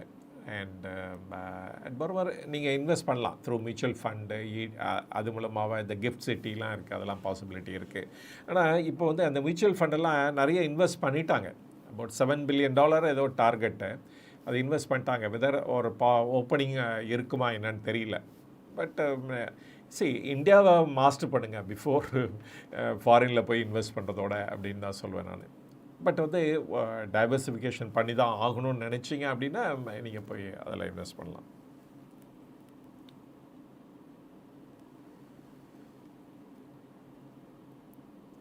அது வந்து சக்திவேலன்கிறவர் கேட்டிருக்காரு. அப்புறமேல சராங் 3404, Guruji IDFC bank this is the best time to buy அப்படின்னு கேட்டிருக்காரு. ஐடிஎஃப்சி ஃபர்ஸ்ட் பேங்க் பார்த்தீங்க அப்படின்னு நேற்று கூட ஒரு வீடியோ போட்டிருந்தேன் அதை பற்றி. அவங்களுடைய மியூச்சுவல் ஃபண்ட் பிஸ்னஸ்ஸு இன்னும் பெரிய லாஸில் தான் இருக்குது. நிலைய 5%, அதனால் அந்த ஜிஎன்பிஏ மட்டுமே அதனால் 5% இருக்குது. மித்ததெல்லாம் எடுத்திங்கன்னா அவங்க ரீசனபிளாக நல்லா பண்ணிகிட்ருக்காங்க. அதாவது இன்ஃப்ராஸ்ட்ரக்சர் கம்பெனிஸை லோன் கொடுத்தனால ப்ராப்ளம் ஆகி அதிலேருந்து மீண்டு வரணும்னு சொல்லி இந்த மாதிரி மியூச்சுவல் இந்த மைக்ரோ ஃபைனான்ஸ் பிஸ்னஸ் எடுத்தாங்க. இப்போ அதில் ப்ராப்ளம் ஆகிடுச்சு. இப்போ என்ன பண்ண போகிறாங்கன்னு தெரில. இப்போ வந்து வேறு எதுக்கு இன்வெஸ்ட் பண்ண போகிறாங்கன்னு தெரியல. ஸோ இன்னும் வந்து அவங்களுடைய நெட் இன்ட்ரெஸ்ட் மார்ஜின்லாம் நல்லா தான் இருக்குது, காசா ரேஷியோ நல்லா இருக்குது, டெபாசிட் வைஸ் நல்லா க்ரோ பண்ணிகிட்ருக்காங்க. பட் டெலிபரேட்டாக வந்து அவங்க இந்த ஆர்ஓஏலாம் அவங்க பப்ளிஷ் பண்ணுறதே இல்லை. அண்ட் ஈவன் புக் வேல்யூ பார்த்தீங்க அப்படின்னா டு த மார்க்கெட் ப்ரைஸ் பார்த்தீங்கன்னா இட்ஸ் அபவுட் 1.5 1.6 இருக்குது. ஐ திங்க் ரீசனபிளி ப்ரைஸ்ன்னு நினைக்கிறேன். அதுக்கு மேலே வந்து இதுக்கு கொடுக்க முடியுமா அப்படின்னு பார்த்தோம்னா இவ்வளோ ஹை ஜிஎன்பிஏ இருக்கிற இடத்துல நம்ம இதெல்லாம் நம்ம வந்து இன்வெஸ்ட் பண்ண முடியாது அப்படின்னு நான் நினைக்கிறேன் நான் இந்த டைமில். ஐடிஎஃப்சி ஃபர்ஸ்ட் பேங்க் ஏன்னா இட்ஸ் அபவுட் 88 இருக்குது ஆல்ரெடி. அண்ட் இது என்னுடைய personal opinion. There are many banks இருக்குங்க. ஐடிபிஐ பேங்க் பாருங்கள், அது வந்து வெரி கிரேட் ப்ராஸ்பெக்ட்ஸ். ஏன்னா அதை டேக் ஓவர் பண்ண போகிறாங்க. அண்ட் இப்போ 98 கிட்ட இருக்குது. அது கூட ஒரு 1.5 அந்த மாதிரி தான் இருக்குது. And price to book and அந்த ப்ராஸ்பெக்ட்ஸ் பார்த்திங்கன்னா ட்ரெமெண்டஸ் ப்ராஸ்பெக்ட்ஸ் க்ரோத்துக்கு இருக்குது அதுக்கு. அண்டு த மொமெண்ட் எதர் கோட்டக்கோ இல்லாட்ட இந்த கேத்தலிக் சிரியன் பேங்க்கோ யார் எடுக்கிறாங்களோ அவங்க வந்து அதோட இன்டகிரேட் பண்ணி ஆகணும். அப்படி தான் இன்றைக்கி இருக்க லா படி அப்படி தான். ஏன்னா ஒருத்தர் வந்து 2 பேங்க் ரன் பண்ணுறதுக்கு பர்மிஷன் கிடையாது. அப்போ வந்து அதோட மர்ஜ் பண்ணி ஆகணும், அந்த பேரண்ட் கம்பெனியோட மர்ஜ் பண்ணி ஆகணும். அப்போ வந்து அவங்களுடைய க்ரோத் வந்து ட்ரெமெண்டஸாக இருக்கும் அண்டு அதை இன்டகிரேட் பண்ணுறப்ப. அண்ட் அதனால் வந்து ஐடிபிஐ பேங்க், அது ஸோ மெனி அதர் பேங்க்ஸ் இருக்குது, ஆர்பிஎல் பேங்க் இருக்குது. அது அவங்களாம் ப்ராப்ளத்துலேருந்து நிறைய வந்துட்டுருக்காங்க. ஈவன் சவுத் இண்டியன் பேங்க்கு கூட அவங்களுடைய என்பிஏ வந்து ட்ரெமெண்டஸாக குறைச்சிட்டாங்க. அண்டு அவங்களுடைய அப்புறம் அந்த எஸ் பேங்க்கு கூட நான் போட்டிருக்கேன் நான். அண்டு அதை பற்றி கூட அது கூட போய் பார்க்கலாம். அந்த மாதிரி பேங்க்ஸு இது பண்ணலாம். இல்லாட்டா அந்த இடிஎஃப் அந்த மாதிரி திங்க் பண்ணலாம். பேங்க்கு இடிஎஃப்ஸ் அது மாதிரி திங்க் பண்ணலாம். It's not that I am against, based on fundamentals தான் நான் பேசுகிறேன் நான்.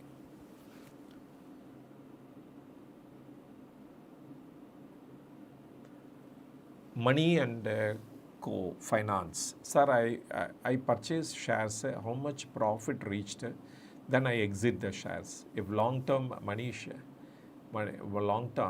shares go down, so how to fix the profit percentage 20-30%? அது வந்து இண்டிவிஜுவல் தாங்க, அதெல்லாம் ஒரு ரூல்ஸ்லாம் வைக்கவே முடியாது. அண்டு இவ்வளோ இருந்தால் உங்களுக்கு வந்து எப்போ வந்து ஹாப்பியாக இருக்கீங்க, ஒரு 3 to 5 years ஹொரைசன் எப்பொழுதுமே வச்சுக்கணும். ஒரு நல்ல செக்டாரில் இருக்குது, க்ரோத் இருந்துக்கிட்டே இருக்குது அப்படின்னா அதில் அந்த மாதிரி ஷேர்ஸ்லாம் விற்கவே கூடாது. அது கொஞ்சம் குறையும், திருப்பி ஏறும், அந்த மாதிரி இருக்கும். ஒரு குவார்ட்டரில் வந்து அது பேடாக பண்ணிட்டாங்க அப்படின்னா எடுத்துடக்கூடாது. நீங்கள் வந்து பர்சிஸ்டண்ட்டாக எந்த ரீசனில் குறைஞ்சிச்சு அப்படின்னு பார்க்கணும். ரொம்ப அட்வர்ஸு காசு ரீசன் அப்படின்னா நீங்கள் எக்ஸிட் பண்ணலாம். பட் அதர்வைஸ் நம்ம வந்து 20% போதும், 30% போதும் அப்படிங்கிற மார்க்கில் நம்மளால் ஃபிக்ஸ் பண்ண முடியாது. அதெல்லாம் இண்டிவிஜுவலாக நீங்கள் ட்ரை பண்ணி தான் சக்சீட் பண்ண முடியும். இதுக்கெல்லாம் ஒரு ரூலில் இதெல்லாம் இப்போ இது பண்ண முடியாது. ஒரு 3 to 5 years வச்சுருந்தீங்கன்னா நீங்கள் இப்போ தெரியும் உங்களுக்கு டெஃபினட்டாக அதில் க்ரோத் இருக்கும். அண்ட் சூஸ் பண்ணும்போது நல்ல கம்பெனியை சூஸ் பண்ணுங்கள், அண்ட் நல்ல செக்டராக இருக்கணும். அப்படி இருந்துச்சுன்னா தென் டெஃபினட்டாக உங்களுக்கு க்ரோத் இருக்கும். பிளைண்டாக போய் வாங்குறது அது வந்து ஒரு ரிட்டர்ன் கொடுக்காது அப்படின்னு நினைக்கிறேன் நான். அந்த 20-30% 40% இருந்தால் போதும் அப்படிங்கிறதெல்லாம் நீங்கள் தான் ஃபிக்ஸ் பண்ணணும். அண்டு ஒரு ஸ்டாண்டர்ட்லாம் நம்மளால் வைக்க முடியாது எல்லாத்துக்குமே.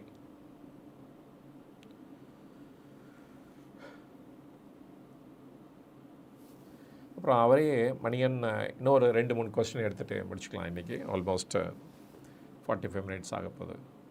Maniyan and co finance mutual fund portfolio rebalance பண்ணணுமா சார்?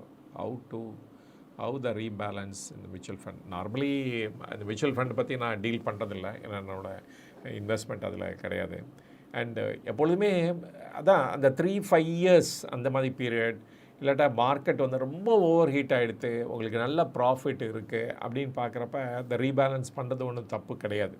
பட் ஆனால் ரீபேலன்ஸ் பண்ணுறீங்கன்னா நீங்கள் என்ன பண்ண போகிறீங்க? அந்த ஃபண்டை வச்சுக்கிட்டு இன்னொரு இதில் இன்வெஸ்ட் பண்ண போகிறீங்க. அந்த இன்வெஸ்ட் பண்ண போகிறீங்க அப்படின்னா அதுக்கு ஷேர் ஐடென்டிஃபை பண்ணிட்டீங்களா, அது வந்து நல்லா க்ரோ ஆகுமா, இல்லாட்டா அதுவும் பீக்கில் இருக்கா அப்படின்னு மட்டும் பார்த்துக்கோங்க. அதுதான் முக்கியமானது அந்த ரீபேலன்ஸ் பண்ணுறதுக்கு முன்னாடி. அப்புறமேல ஷாகுல் அமீத் அப்படின்னு 8832 என்ன டைரி சார் அப்படின்னு கேட்டிருக்கார், தெரியல. ட்ரிச்சி ஜெயராமன் அவருக்கு கேட்கிற 433 unless otherwise they invest R&D and IT sector may not have a good future. Correct, இதே தான் நானும் சொல்லிகிட்டு இருந்தேன் நான். அண்டு அவங்க வந்து அவங்கள்ட்ட அவ்வளோ பணம் இருக்குது, அதை டிவிடெண்ட்டாவோ பைபாக்கோ பண்ணாமல் அவங்க வந்து இப்போ ஆரம்பித்தா கூட another 5 yearsல ஒரு பெரிய இம்பேக்ட் கிரியேட் பண்ண முடியும் அவங்களால. அண்டு அந்த மாதிரி பண்ண ஆரம்பித்தாங்க அப்படின்னா அவங்கள பார்த்து மித்தவங்களும் காப்பி அடிப்பாங்க, அதே மாதிரி பண்ணணும் அப்படின்ட்டு. அப்போ தான் வந்து அதை செயின் ரியாக்ஷன் மாதிரி எல்லாத்துக்கும் போயிட்டே இருக்கும். அண்டு அதுதான் ஒன்லி வே. அண்டு இப்போ பாருங்கள், நேற்று கூட ரிசல்ட்ஸ் கூகுள் பப்ளிஷ் பண்ணாங்க. எவ்வளோ ஆச்சரியமாக இருக்குது. $110 billion அது அவங்களுடைய குவார்ட்டர் ரெவென்யூ. அதில் about $36 billion is the profit, net profit after tax. அது பார்த்தீங்க அப்படின்னா அந்த ப்ராஃபிட் மட்டுமே மோர் தென் த டர்ன் ஓவர் ஆஃப் டிசிஎஸ் எப்போ ஆரம்பித்தாங்க? 1960s, end of 1960s. Google எப்போ ஆரம்பித்தாங்க? சம்மர் 1999, 98 ஆரம்பித்தாங்க. வித்தின் 25 yearsல அவங்களோட ப்ராஃபிட்டே மோர் தென் இது. அது எப்படி முடிஞ்சிச்சு அப்படின்னா அந்த இனோவேஷன், த நியூ ஏரியா அந்த மாதிரி போனதுனால த்ரூ அவுட் த வேர்ல்டு அவங்க இருந்தனாலையும். பட் அவங்க ஒன்றும் பெரிய லெவலில் கண்டுபிடிக்கல எதையுமே. அவங்க எக்ஸிஸ்டிங் இதை வந்து நல்லா பிஸ்னஸ் பண்ண ஆரம்பித்தாங்க, லைக் கூகுள் சர்ச். இப்போ வந்து அவங்க கூட அந்த ஏஐ ஒன்றும் அவங்க இன்னோவேட் பண்ணவே இல்லை. அவங்க எங்கேருந்து பண்ணாங்க அப்படின்னா இன்னொருத்தர் பண்ணாங்க, சரி அதை பார்த்து நம்மளும் பண்ணலாம், இன்னும் ஜாஸ்தி பெட்டராக பண்ணலான்னு சொல்லி பண்ணானா இப்போ அவங்களோட பெட்டராக பண்ண ஆரம்பிச்சிட்டாங்க. அண்ட் அஃப்கோர்ஸ் இப்போ சிப்பில் என்டர் பண்ணியிருக்காங்க. அது வந்து என்விடியாவோட பெட்டர் சிப் அப்படிங்கிறாங்க. அவங்களுக்கு சர்வ் பண்ணுற அளவுக்கு இதெல்லாம் இன்னோவேஷனில் வந்தது. ஏன்னா அது எப்படி பண்ண முடிஞ்சிச்சுன்னா அவங்ககிட்ட பணம் ஜாஸ்தி இருக்கிறனால. இந்த வருஷம் கூட நியர்லி அபவுட் $60 billion இன்வெஸ்ட் பண்ணியிருக்காங்க ஏஐக்காக. அதில் வர்ற பணத்தெல்லாம் திருப்பியும் அவங்க இன்வெஸ்ட் தான் பண்ணுறாங்களா, ஒன்லி டிவிடெண்ட் கொடுக்க கொடுக்குறேன், பைபேக் கொடுக்குறேன் அப்படின்னு பண்ணுறதே கிடையாது. So that is why they become a global influencer and empire ஆகிறாங்க. ஸோ கரெக்டு, அவர் சார் சொன்ன மாதிரி, ட்ரிச்சி ஜெயராமன் சொன்ன மாதிரி இதுதான் முக்கியமானது. ஸோ ஆர்என்டியில் இன்வெஸ்ட் பண்ணால் தான் ஐடிக்கு ஃப்யூச்சர் இருக்குது. அதர்வைஸ் பேக் அண்ட் ஆஃபீஸாக இருக்கும், நான் இவரும் இருந்தார் அப்படின்னு சொல்லலாம், அவ்வளோதான். அதர்வைஸ் டிசிஎஸும் ஒரு கம்பெனி அப்படின்னு சொல்லலாம்.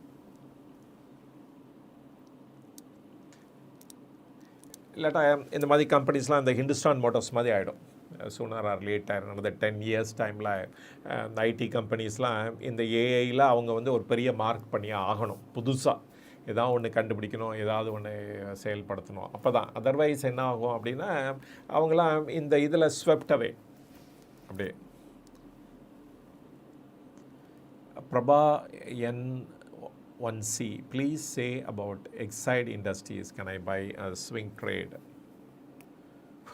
ஸ்விங் ட்ரேட்லாம் எனக்கு நாலேஜ் இல்லை, அது இதுவும் பண்ணுறது இல்லை. நான் ராங் பர்சன்ட்டை கேட்குறீங்க அந்த மாதிரி கொஸ்டின்ஸ்லாம். தேவ் சஞ்சய் அகெயின் ஒரு கொஸ்டின் கேட்டிருக்காரு. Guruji, auto industry will face any pressure in FTA because German cars are competition to our Korean and Indian cars. சரி, ஜெர்மன் கார்ஸ்லாம் ஹை எண்ட் கார்ஸுங்க. ஸோ என்ட்ரி லெவலே அபவுட் 40 lakhs ஆகிடுது இப்போ. அண்ட் அதனால் அவங்க வந்து காம்படிஷன் கொடுக்க போகிறதில்ல நம்மளுடைய டாட்டாவோட இதுக்கோ இல்லாட்டா மகேந்திராவோட கார்ஸுக்கோ அவங்க வந்து காம்படிஷன் கொடுக்க போகிறதில்ல. பட் அவங்க கொடுக்குற கொண்டாந்து வர அந்த டெக்னாலஜி இருக்குது பாருங்கள், அந்த ப்ரிசிஷன் இன்ஜினியரிங், அது வந்து நம்மளுடைய இண்டஸ்ட்ரிக்கு ரொம்ப ஹெல்ப்ஃபுல்லாக இருக்கும். அந்த மாதிரி காரை அதை பார்த்துட்டு நம்மளும் அதோட பெட்டராக கார் பண்ணணும்னு ஒர்க் அவுட் பண்ணுவாங்க. அந்த விதக்கு அந்த இதில் பார்த்தோம் அப்படின்னா இவங்கெல்லாம் இம்ப்ரூவ் ஆகிறதுக்கு சான்சஸ் இருக்குது. நம்ம பார்க்குறோம் ஏற்கனவே இம்ப்ரூவ்மெண்ட்டு. மஹேந்திராவோட அந்த 9E அந்த கார் பாருங்கள் எவ்வளோ வந்து ரோட்டில் இருக்குது பாருங்கள், எத்தனை பேர் ஃப்ளை பண்ணிகிட்ருக்காங்க. ஸோ அதனால் it's a great, I think அந்த டிசைன் வைஸே ரொம்ப மார்வலஸாக இருக்குது அப்படின்னு நினைக்கிறேன் நான். ஸோ அந்த மாதிரி சேஞ்சஸ் வந்து நம்ம நிறைய எதிர்பார்க்கலாம். அதில் வந்து நிறைய காம்பனன்ட்ஸ் வந்து அவங்க இம்போர்ட் பண்ணால் கூட அதெல்லாம் இண்டிஜினஸ் பண்ணுறதுக்கு கிரேட் சான்சஸ் இருக்குது இந்த மாதிரி ஃபாரின் அரைவல்ஸ் வரதுனால அப்படின்னு நினைக்கிறேன்.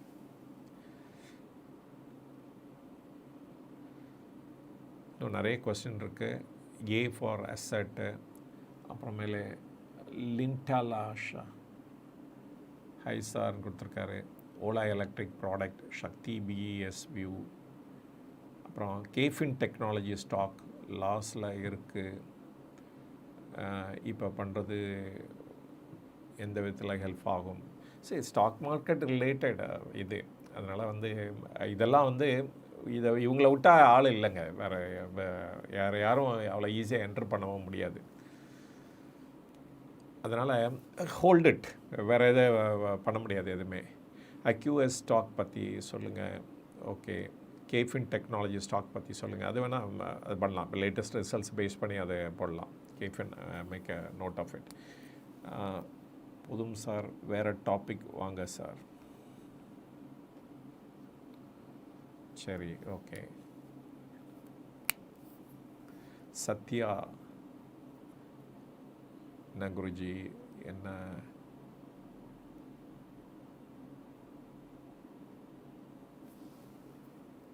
ஆಮೇಲೆ லாஸ்ட் கொஸ்டின் வச்சுக்கலாம்.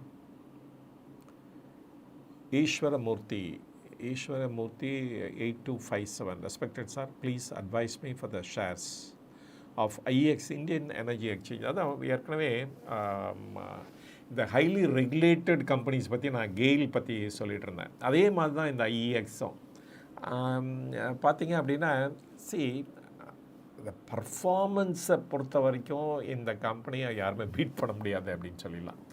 அண்டு இவங்களோட எபிட்டா மார்ஜின்ஸ் பிளாட்ஃபார்ம் கம்பெனி, அதனால் நீங்கள் வந்து தைரியமாக சொல்லிடலாம் அவங்களுக்கு வந்து என்ன காஸ்ட் இருக்குது, இப்போ அது ஒன்றுமே கிடையாது. அவங்களுடைய எவ்வளோ டிரான்சாக்ஷன் ஃபீஸ் எவ்வளோ ஃபிக்ஸ் பண்ணோம், எப்படி அவங்க பிஸ்னஸை கண்டக்ட் பண்ணோம், எல்லாமே பார்த்திங்கன்னா எக்ஸ்டர்னல் பாடி தான் டிசைட் பண்ணுறாங்க. இவங்களுக்கு ஒரு இதுவும் இல்லை, ப்ரைஸிங் பவரே கிடையவே கிடையாது. அதனால் வால்யூமாக பிஸ்னஸ் இன்க்ரீஸ் ஆகிட்டே போக போக இவங்களுடைய ரெவென்யூ இன்க்ரீஸ் ஆகிட்டே போகும். அண்ட் மார்ஜின் ஆஃப் ப்ராஃபிட்லாம் ஹியூஜ். உங்களுக்கு பார்த்திங்க அப்படின்னா நெட் ப்ராஃபிட் பார்த்திங்கன்னா 67-68%. அண்ட் எபிட்டா மார்ஜின் பார்த்தீங்கன்னா இந்த போட 80% அது மாதிரி தான் இருக்கும். ஏன்னா இவங்க ஒன்றும் கேபிட்டல்லையும் இன்வெஸ்ட் பண்ண வேண்டிய அவசியமே கிடையாது. ஸோ அதனால் ஹைலி ரெகுலேட்டட் எக்கானமியாக இருக்கிற கம்பெனியாக இருக்கிறனால சிஇஆர்சி சென்ட்ரல் எலக்ட்ரிசிட்டி ரெகுலேட்டரி கமிஷன் ஏதாவது ஒரு ரூலை போட்டாங்கன்னு வச்சுக்கோங்களேன், டப்புன்னு இந்த கம்பெனி படுத்துரும் அப்படியே. ஸோ அதனால் அதுதான் ஒரே டேஞ்சர் அப்படின்னு சொல்லலாம். அண்டு இந்த மாதிரி கம்பெனிஸ் வந்து நிறைய போனஸ் ஷேர் கொடுக்கலாம், டிவிடெண்ட் கொடுக்கலாம். அதனால் ரொம்ப வருஷமாக வச்சுக்கிட்டே இருந்தீங்கன்னா you can see a significant changes இந்த கேபிட்டல் அப்ரிசியேஷன் அப்படின்னு சொல்லலாம். அவ்வளோதான் ஒழிய பட் வந்து ஷேரை வாங்கணும், விற்றோம், அதில் ப்ராஃபிட் ஏர்ன் பண்ணோங்கிற கம்பெனி ஸ்டாக் இது இல்லை அப்படின்னு சொல்லணும். ஓகே, இதோட முடிச்சுக்கலாம் இன்றைக்கி. அண்டு இது வரைக்கும் இந்த வீடியோ பொறுமையாக பார்த்ததுக்கு ரொம்ப நன்றி. அண்டு இந்த வீடியோவில் வந்து நிறைய ஸ்டாக்ஸை பற்றி நான் பேசியிருக்கேன். இது அத்தனையுமே for information education purpose. And வந்து ஸ்டாக் ரெக்கமெண்டேஷன் கிடையாது. அண்டு திரும்ப நான் இதையும் சொல்ல விரும்புகிறேன். என்ன அப்படின்னா, எப்பொழுதுமே ஒரு பறவை வந்து ஒரு கிளையில் போய் உட்காருதுன்னு வச்சுக்கோங்களேன், அது எதை நம்பி உட்காருதுன்னு அந்த கிளையை நம்பி உட்கார்றதே கிடையாது. அது அதோட ரெக்கையை நம்பி தான் அதில் உட்காருது. ஸோ அதே மாதிரி தான் உங்களோட இன்வெஸ்ட்மெண்ட் ஜேர்னியாக இருக்கணும். அண்டு நாங்களாம் வந்து ஒரு கிளை மாதிரி தான். வி ப்ரொவைட் ஒரு பிரான்ச் உங்களுக்கு இன்ஃபர்மேஷன், அது மாதிரி ரெஸ்ட் எடுக்கிறது யூஸ் பண்ணிக்கலாம், தெரிஞ்சுக்கிறதுக்காக அதை யூஸ் பண்ணிக்கலாம். பட் உங்களுடைய சக்ஸஸ் எங்கே இருக்கும் அப்படின்னா உங்களுடைய இறக்கையில் தான் இருக்குது. நீங்கள் பறக்கிறது மூலமாக அண்டு அந்த கிளை உடைஞ்சா கூட நீங்கள் அதிலேருந்து தப்பிச்சிக்க முடியும். அண்டு இதுதான் இம்பார்ட்டன்ட் திங் இந்த இதில் சொல்ல விரும்புகிறேன். நான் எது சொன்னாலும் இது வந்து ஃபார் இன்ஃபர்மேஷன் எஜுகேஷன். இதை வச்சுட்டு ப்ராசஸ் பண்ணுங்கள். அது கரெக்டாக இருக்கிற பட்சத்தில் நீங்கள் டிசைட் பண்ணுங்கள். நாங்கள் வந்து ஓவரால் பிக்சர் தான் கொடுக்க முடியும். ஒரு 3 இயர்ஸ் வச்சுக்கோங்க, 5 இயர்ஸ் வச்சுக்கோங்க, இந்த செக்டார் நல்லாயிருக்கும், அந்த செக்டாரில் இந்த கம்பெனி நல்லாயிருக்கும், அப்படி தான் சொல்லுவோம். இதெல்லாம் வந்து ரிசல்ட்ஸ் பேஸ் பண்ணி நம்ம சொல்கிறது, அவ்வளோதான். இது கரெக்டாக ஆகலாம், கரெக்டாக இல்லாமல் கூட போகலாம். பட் வந்து உங்கள் ஜட்ஜ்மெண்ட்டு தான் ரொம்ப இம்பார்ட்டன்ட் அல்டிமேட்டாக நீங்கள் சக்ஸஸ் பண்ணுறதுக்கு அப்படின்னு நினைக்கிறேன் நான். ஸோ இது வரைக்கும் இந்த வீடியோ பொறுமையாக பார்த்ததுக்கு ரொம்ப நன்றி. மீண்டும் சந்திப்போம். வணக்கம்.